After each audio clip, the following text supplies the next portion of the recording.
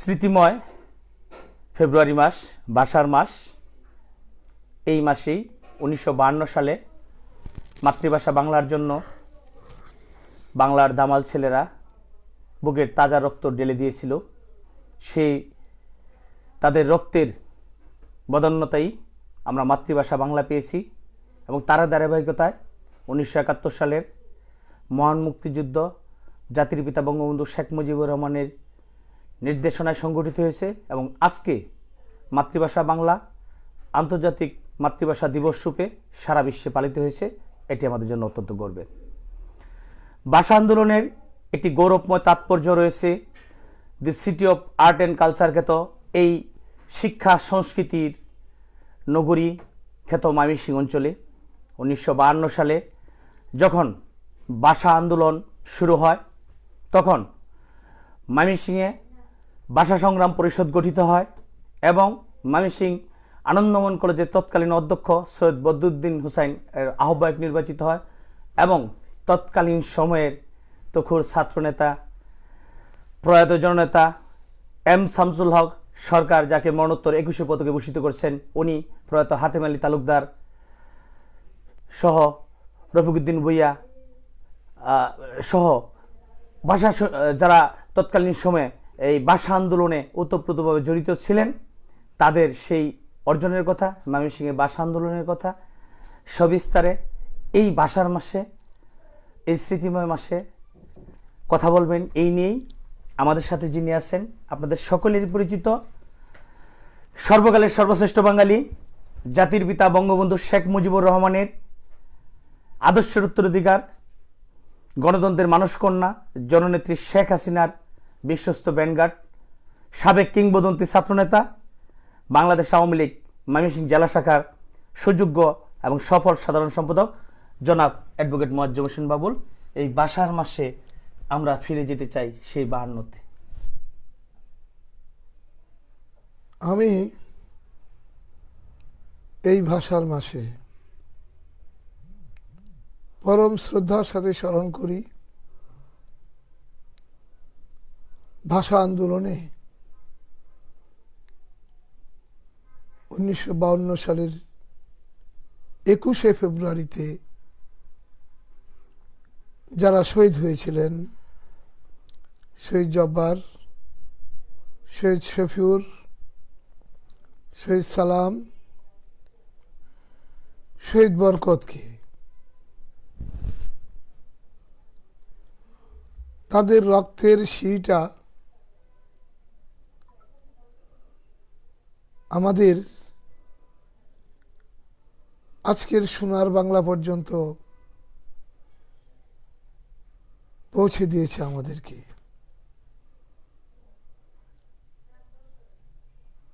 এই ভাষা আন্দোলন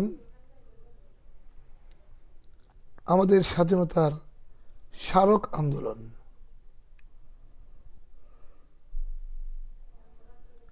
আমাদেরকে চিরতরে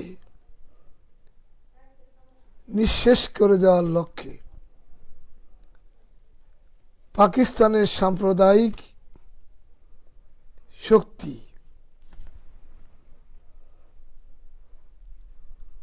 একটা প্রচেষ্টা চালিয়েছিল। পাকিস্তানের ভাষা হবে উর্দু, অথচ সরকারের এই দৃষ্টিভঙ্গিটা ছিল অগণতান্ত্রিক। তখনকার পাকিস্তানেও শতকরা 10 জন মানুষও উর্দু ভাষায় কথা বলতো না। অপরদিকে বাংলাদেশের বাঙালিরা পাকিস্তানের 56% হওয়া সত্ত্বেও তাদের মুখের ভাষা, মায়ের ভাষা, মায়ের ডাক কেড়ে নিতে চেয়েছিল পাকিস্তানের শাসকেরা। আর এটার বিরুদ্ধেই গর্জন করে উঠেছিলেন সর্বকালের সর্বশ্রেষ্ঠ বাঙালি সন্তান, আমাদের জাতির জনক বঙ্গবন্ধু শেখ মুজিবুর রহমান। এই নেতৃত্বের আহ্বানেই কারাগার থেকে বসে নির্দেশনা দেওয়ার পরক্ষণেই এদেশের ছাত্র সমাজ, এদেশের জনগণ রাস্তায় নেমে এসেছিল। 144 ধারা ভঙ্গ করে এদেশের ছাত্ররা রাজপথে নেমেছিল, যার কারণে পাকিস্তানের সাম্প্রদায়িক সরকার আমাদের উপর গুলিবর্ষণ করেছিল। সেই গুলিবর্ষণে আমাদের ময়মনসিংহের একজন কৃতি সন্তান, বীর বাঙালি, আমাদের ময়মনসিংহের বিশেষ করে আমার এলাকা গফরগাঁওয়ের কৃতি সন্তান জব্বার সহ কয়েকজন শহীদ হয়। আন্দোলনটা সমগ্র দেশে ছড়িয়ে পড়ে। আপনি ময়মনসিংহের প্রেক্ষাপটে আজকে আমাদের ময়মনসিংহের নেতা মরহুম শামসুল হক এবার ভাষা পদক পেয়েছেন। 21 পদকে সরকার ভূষিত করেছিল। 21 পদক পেয়েছেন। সঙ্গত কারণেই আমাদের এই প্রিয় নেতা আমাদের আলোচনার কেন্দ্রবিন্দুতে চলে এসেছেন। আমরা শামসু ভাইয়ের কাছে শুনেছি সারা জীবনের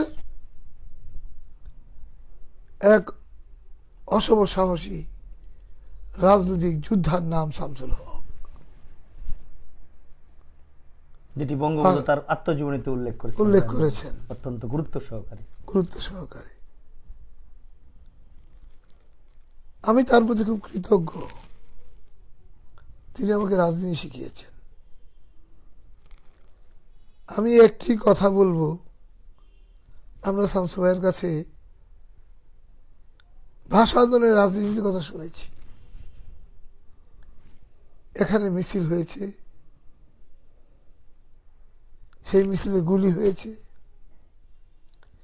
সেই মিছিলে কয়েকজন আহত হয়েছে, সেই মিছিল থেকে শামসুল হককে গ্রেফতারও করা হয়েছিল। শামসুল হক ভাষা আন্দোলনে তার অবদানের জন্য বিখ্যাত হয়েছেন। তিনি কারাবরণ করেছিলেন। এই শামসুল হক ভাষা আন্দোলন থেকে শিক্ষা নিয়েছিলেন বাঙালির জন্য লড়তে হবে, বাঙালির জন্য লড়াই করতে হবে। 54 যুক্তফ্রন্টের নির্বাচনে শামসুল হক ছিলেন, 62 ছাত্র আন্দোলনে ছিলেন, 6 দফা আন্দোলনের মূল নায়ক। বঙ্গবন্ধু 6 দফা দেওয়ার পর বারবারই বঙ্গবন্ধুকে গ্রেফতার করা হচ্ছিল, এক কারাগার থেকে আরেক কারাগারে নিয়ে যাওয়া হচ্ছিল। আর ময়মনসিংহের বুকে মরহুম জননেতা, যিনি শামসুল হকের নেতা, রফিক উদ্দিন ভূঁইয়ার নেতৃত্বে 6 দফা আন্দোলন, 69 গণ অভ্যুত্থান, 68-69 গণ অভ্যুত্থান,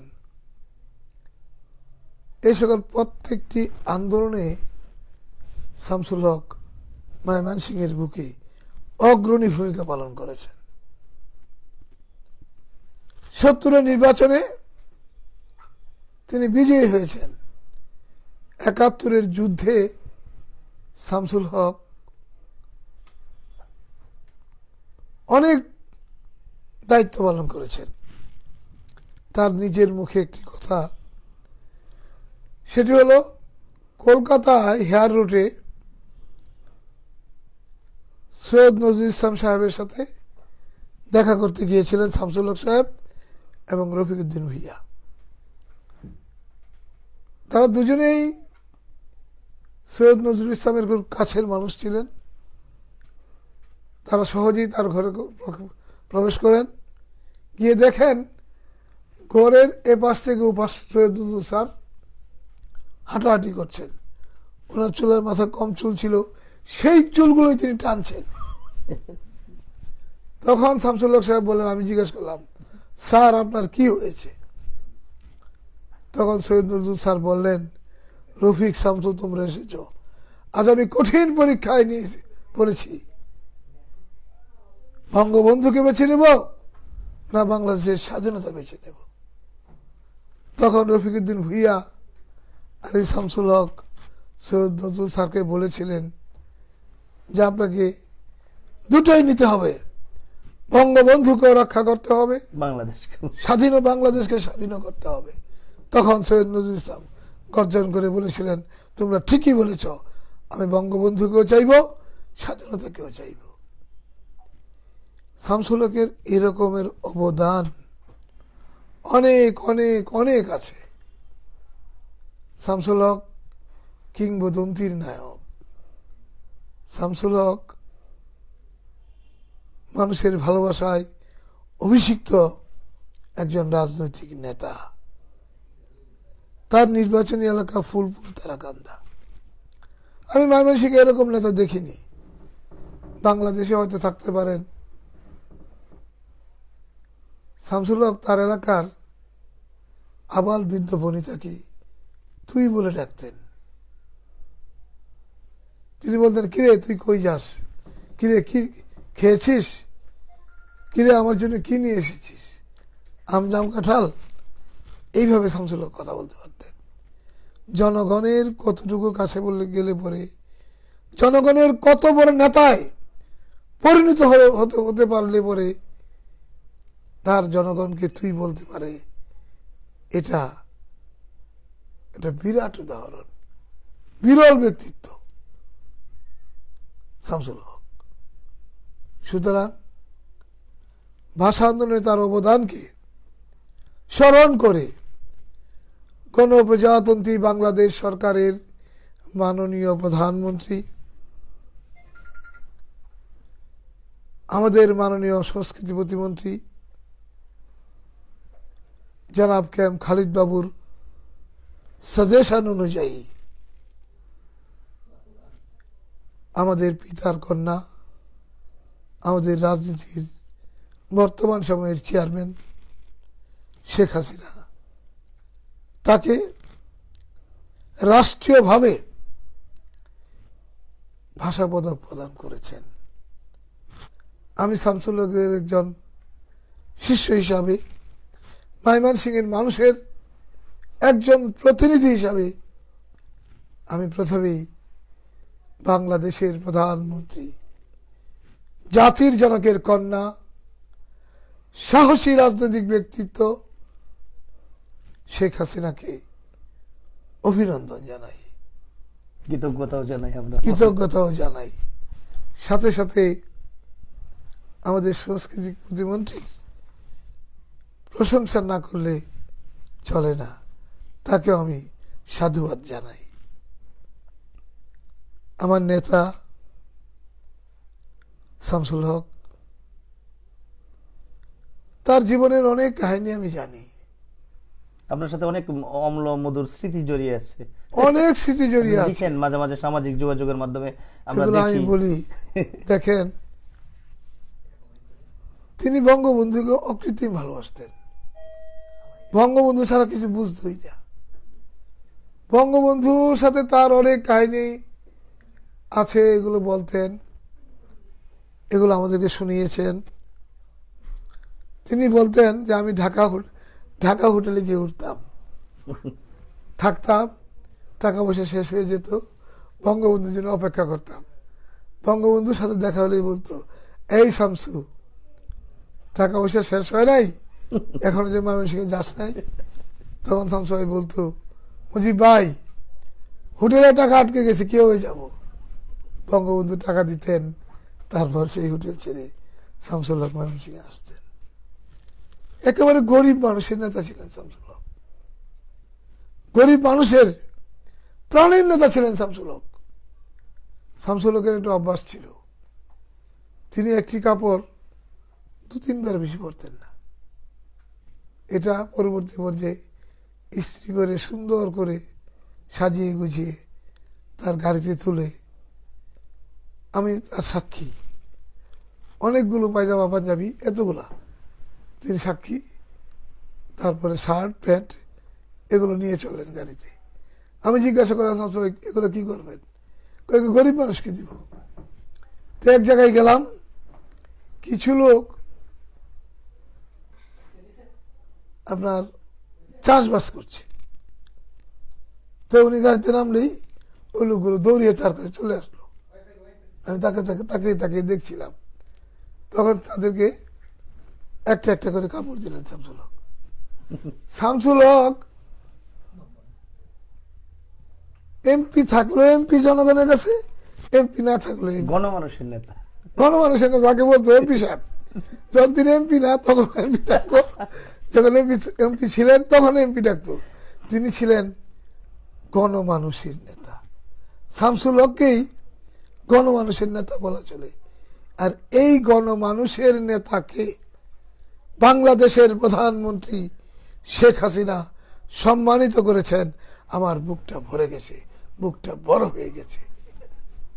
আগামী 21 তারিখ, একদিন পরে 21শে ফেব্রুয়ারি, একদম একটি আমরা শামসুল হকের ছবি নিয়ে শহীদ মিনারে যাব শ্রদ্ধা নিবেদনের জন্য। আমরা তারাকান্দায় তার কবরে যাব, তার প্রতি শ্রদ্ধা নিবেদন করব। উচ্চ কণ্ঠে বলবো, নেতা তুমি ঘুমিয়ে আছো, ঘুমাও শান্তিতে। আমরা তোমার পাহারাদার হিসাবে শেখ হাসিনাকে পাহারা দিয়ে রাখছি। বুকের রক্তের বিনিময়ে হলো আমরা শেখ হাসিনাকে ভুলবো না, ভুলতে পারবো না। সালাম শামসুল হক, সালাম। জয় তো বঙ্গবন্ধু, জয় তো শেখ হাসিনা। আমরাও বিশ্বাস করি এই প্রয়াত জননেতা এম শামসুল হক, এই ময়মনসিংহ ভাষা সৈনিক খালেক নওয়াজ খান, আহমেদ সালেক, প্রয়াত জননেতা মুস্তফা মতিনের পুণ্যভূমি। এই আপনি শামসুল হকের সরাসরি বাপ শিষ্য ছিলেন এবং মাতৃভাষার সম্মান রক্ষা করার দায়িত্ব আমাদের। এবং বিশেষ করে আপনি সবসময় যে বিষয়টি নিয়ে নস্টালজিয়ায় ভোগেন, মায়ের সম্মান, সেই মায়ের সম্মান দিয়েছেন জননেত্রী শেখ হাসিনা। মাতৃভাষা রক্ষা করেছেন শামসুল হক। এই শামসুল হক, জননেতা শামসুল হকের বর্ণাঢ্য জীবন আপনি সরাসরি তার কাছ থেকে শুনেছেন, তার আন্দোলন সংগ্রামের ইতিহাস। তো পরবর্তী প্রজন্ম, এই মাননীয় প্রধানমন্ত্রী তাকে রাষ্ট্রীয় সম্মানে ভূষিত করেছেন। আমরা ময়মনসিংহবাসী গর্বিত, কৃতজ্ঞ।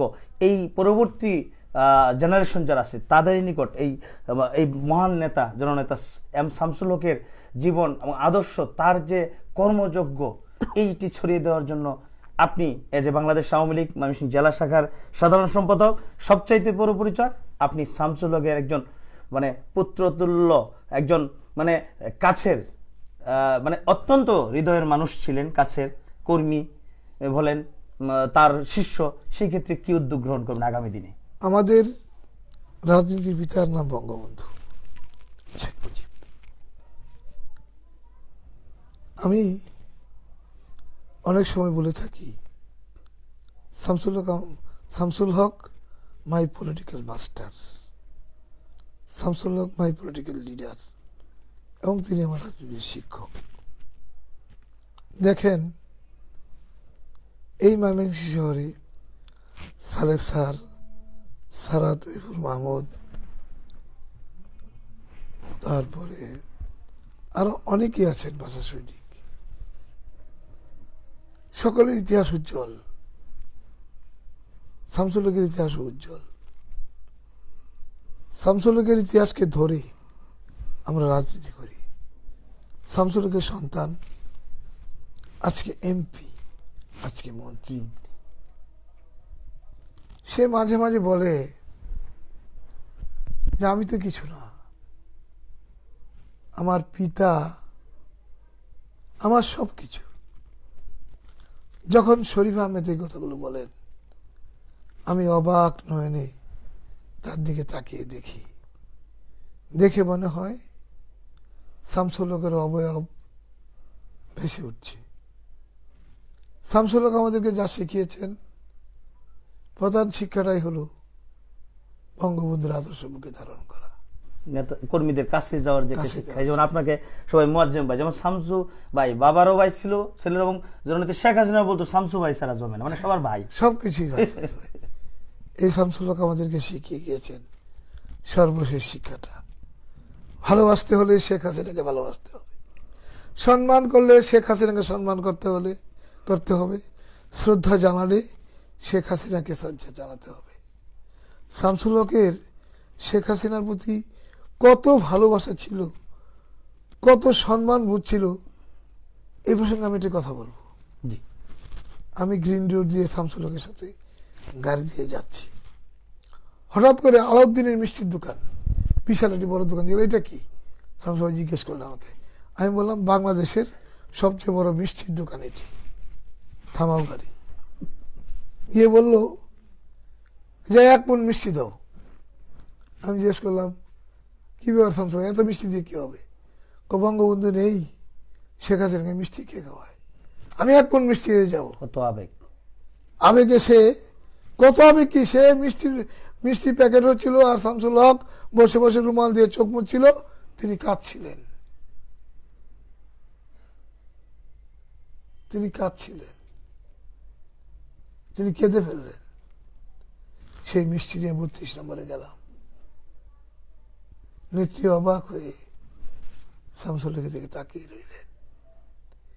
এই ভালোবাসা, নেত্রীর প্রতি ভালোবাসা তিনি আমাদেরকে শিখিয়ে গিয়েছেন।